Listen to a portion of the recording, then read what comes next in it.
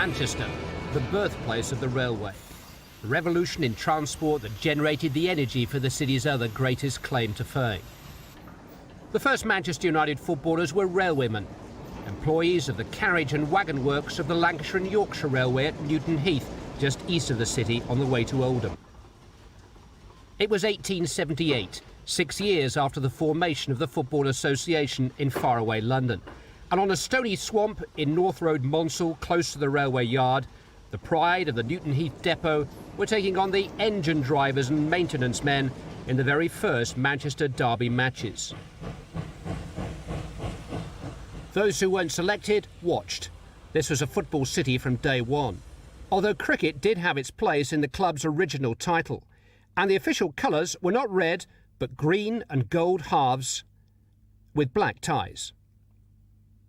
The players changed into their kit in pubs, first the Three Crowns, then later Shears Hotel. In 1886 they won their first trophy, the Manchester Cup. The proud railway executives gave their star players time off work to play and train. Dashing Sam Black was club captain.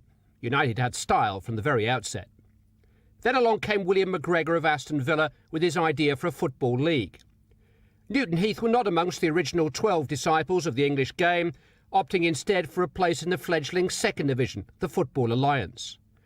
They dropped any reference to the railway from their name and employed their first full-time official, Secretary A.H. Albert, headhunted from Aston Villa. In October 1891, Newton Heath, soon to become Manchester United, beat Ardwick, soon to become Manchester City, 5-1 in an FA Cup tie. But the following year, the club's Football League debut ended in defeat, 4-3 at Blackburn. There were plenty of teething troubles in that first year in the big time, 6 games without a win, before on the 15th of October 1892, Wolverhampton Wanderers were eventually beaten at North Road, 10-1, still the club's record league victory. The man on the left, Bob Donaldson, scored their first ever hat-trick that day. The man on the right, Joe Cassidy, reached a century of goals for the club. No match of the day then to record their feats for posterity, only sketches on postcards, and there can't have been much demand for those at first. Newton Heath only avoided relegation by beating Small Heath, the infant Birmingham City, in a playoff. The drop was postponed for just one season though. Bringing up the rear again, they disappeared into the second division for the next 12 seasons. But just after the turn of the century, the club's problems were financial. In 1901, a fundraising bazaar was organised. One of its attractions, a St Bernard dog belonging to Captain Harry Stafford, that was to become one of United's best ever friends. They had a bazaar, a money-raising bazaar, and there's a wonderful story, quite true, about a St Bernard dog with a collection box attached to its neck.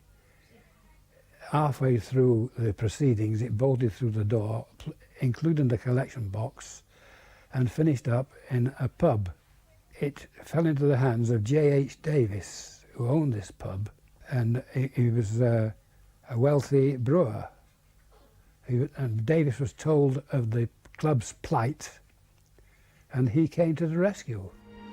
Leo Rocca's father, Louis, served the club for the best part of 50 years in every capacity from tea-boy to assistant manager. Initially, he led one of the team's most colourful band of supporters. But it was the support of one J.H. Davis and his friends that spared Newton Heath from a winding-up order in 1902. The players' wages were due and £2,000 had to be raised. Davis became the new president, demanding a new approach and a new name. According to Leo Rocca, it was his dad who obliged. They called an extraordinary general meeting to discuss the club's future, and it was decided to first change the name. And all kinds of suggestions were put forward, but my father got up and suggested Manchester United.